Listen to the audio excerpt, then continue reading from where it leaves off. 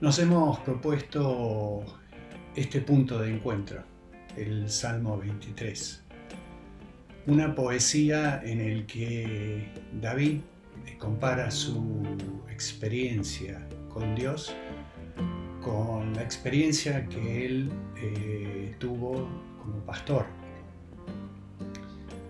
Y en esa experiencia seguramente hubo momentos en el cual él, en el trabajo de trasladar al redil de un lugar hacia otro, tuvo que pasar por cañadones, por lugares oscuros, lugares que representaban un peligro para las ovejas, porque las ovejas podían llegar a extraviarse, podían llegar a caerse por algún despeñadero y porque las ovejas estaban expuestas al ataque de animales salvajes.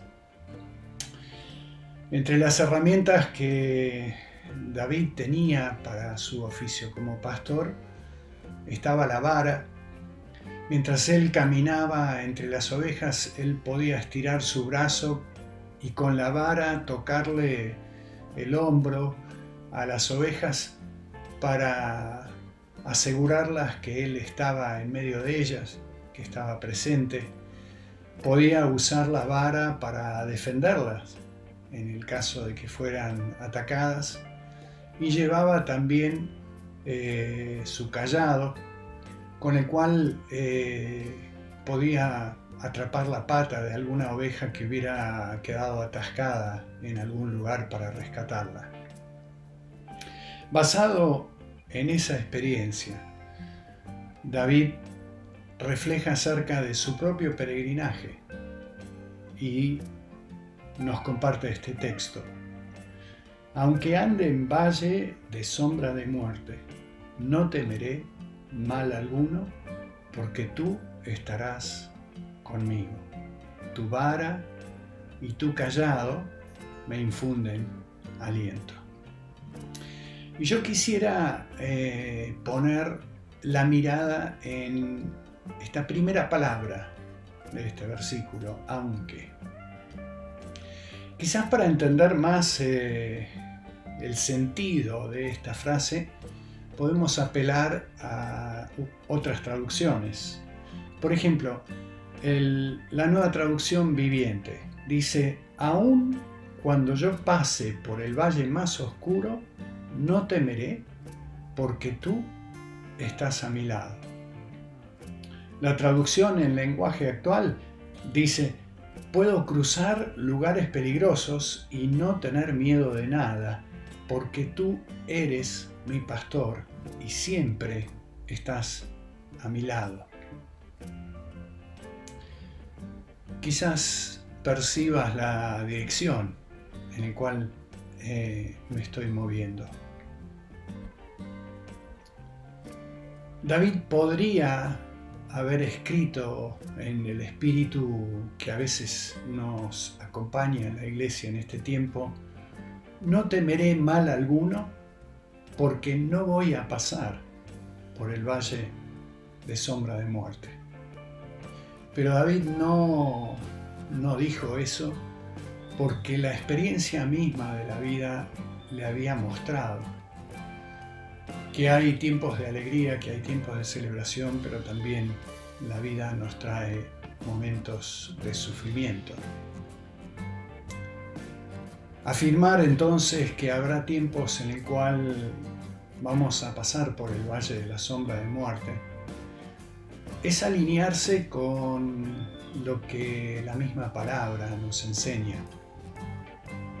De hecho, es llamativo. El autor de Hebreos nos dice de Jesús que aunque era el Hijo, a través del sufrimiento aprendió lo que es la obediencia. Una frase muy llamativa.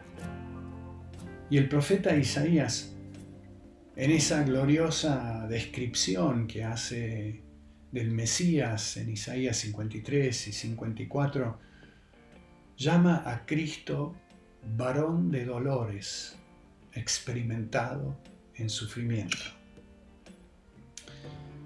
Y si Él es un varón experimentado en sufrimiento, también sus discípulos, que no son más que su Maestro, deberán ser varones experimentados en sufrimiento.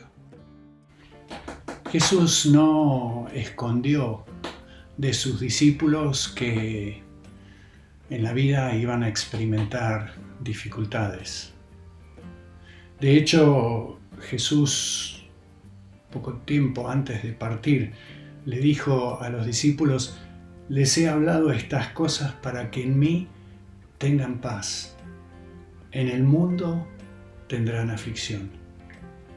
Pero tengan valor, yo he vencido al mundo. Cuando vamos a la conversión de Pablo, descubrimos exactamente lo mismo. El Señor no escondió de Pablo el camino que le esperaba por delante. Estaba postrado después de haber tenido su encuentro con Dios camino a Damasco, y Dios mandó al profeta Ananías para hablarle con este mensaje. Ve, le dijo al profeta, porque él es mi instrumento elegido para llevar mi mensaje a los gentiles y a reyes, como también al pueblo de Israel. Y le voy a mostrar cuánto debe sufrir por mi nombre. Esto es como que va en contra de todos nuestros instintos. No solamente no nos gusta mucho pensar en el sufrimiento, pero cuando nos acercamos a alguien para hablarles de Dios, intentamos esconder las dificultades y las complicaciones que pueden experimentar por el camino y solo hablar de los beneficios. Pero Pablo no solamente tuvo esta revelación, sino que la asumió. En Colosenses le escribe a la iglesia y le dice: ahora me gozo en lo que padezco por ustedes, en lo que sufro por ustedes, y completo en mi propia carne lo que falta de las tribulaciones de Cristo a favor del cuerpo, que es la iglesia. En su primera carta, Pedro nos escribe a nosotros y nos dice: puesto que Cristo ha padecido en la carne, ármense también ustedes con la misma actitud. Amados, no se sorprendan por el fuego que arde entre ustedes para ponerlos a prueba, como si les estuviera aconteciendo cosa extraña. Antes bien, gócense a medida que participan de las aflicciones de Cristo, para que también en la revelación de su gloria se gocen con regocijo. Tenemos que alinearnos necesariamente con la convicción de Job. Cuando su esposa lo instó a maldecir a Dios por la calamidad que había venido sobre la vida de ellos, Job respondió: has hablado como hablaría cualquiera de las mujeres insensatas. ¿Recibimos el bien de parte de Dios y no recibiremos también el mal? Y nos dice el comentarista: en todo esto, Job no pecó con sus labios. Es así. En la vida tenemos experiencias de victoria, tenemos experiencias de alegría, también tenemos experiencias de tristeza, de quebranto, de agonía. Es parte de nuestra condición de seres humanos. Si Dios entonces no promete quitar de nuestras vidas las pruebas, no sacarnos del valle de sombra de muerte, ¿Qué es lo que nos ofrece? La respuesta está acá en el mismo Salmo. Aunque ande en valle de sombra de muerte, no temeré mal alguno, porque tú estarás conmigo. Cuando leo esa frase se me viene a la mente la imagen de una mamá, un papá, consolando a su hijo. Quizás se le perdió un juguete, quizás se golpeó, quizás sufrió alguna injusticia en el colegio o tuvo una pesadilla. Y la mamá o el papá lo toman en brazos y lo consuelan. No son tanto las palabras de la madre o del padre lo que le comunican consuelo, sino más bien estar rodeados de los brazos tiernos de esa madre, de ese padre, y sentir el calor, sentir la cercanía de su afecto, sentir su presencia en ese momento de angustia. Eso es lo que había experimentado David y por eso él anima a comparar su vida con lo mismo que él hacía con sus ovejas. En el Salmo 138 David describe muy gráficamente esta presencia, este consuelo que Dios le había dado. El día que clamé, dice, me respondiste, mucho valor infundiste a mi alma. Aunque yo camine en medio de la angustia, tú me preservarás la vida.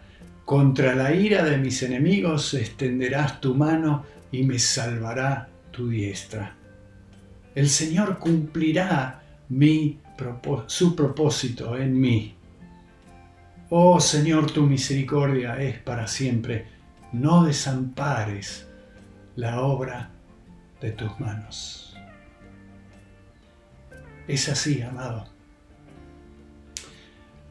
El Señor, a través del Salmo, nos habla a nosotros como le habló a cantidad de figuras en la palabra. En medio de pruebas, en medio de desafíos, en medio de dificultades, el Señor nos dice, no temas, yo estaré contigo. Dios te bendiga.